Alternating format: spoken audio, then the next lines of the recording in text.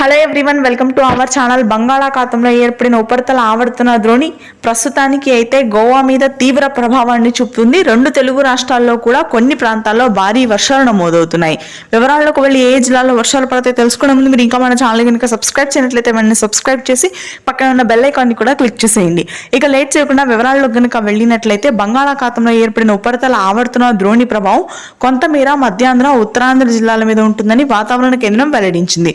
ముఖ్యంగా ప్రాంతాల వారీగా గుంటూరు, కృష్ణా, కోనసీమ, ప్రకాశం, ఆ తర్వాత శ్రీకాకుళం, విజయనగరం, విశాఖపట్నం ప్రాంతాల్లో ఈ రోజు రాత్రికి భారీ నుంచి అతి భారీ వర్షాలు నమోదు కానున్నాయి. అత్యధికంగా మధ్యాంధ్ర జిల్లాలో ఈదురుగాలులతో కూడినటువంటి వర్షపాతం ఉంటుందని వాతావరణ కేంద్రం వెల్లడించింది. ఇక రాయలసీమలోని చిత్తూరు, కర్నూలు భాగాల్లో తేలికపాటి నుంచి మోస్తరు వర్షాలు ఉంటాయి. అనంతపురం, కడప వ్యాప్తంగా పొడి వాతావరణమే కొనసాగుతుంది. తెలంగాణలో భిన్న వాతావరణ పరిస్థితులు కనిపిస్తున్నాయి. కొంత సమయం ఉష్ణోగ్రతలు, మరికొంత సమయం భారీ వర్షాలు కొన్ని ప్రాంతాల్లో నమోదవుతున్నాయి.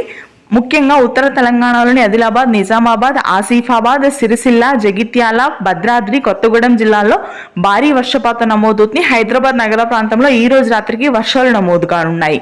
ఇది ప్రస్తుతానికి తెలుగు రాష్ట్రాల latest weather update. Thanks for watching this video.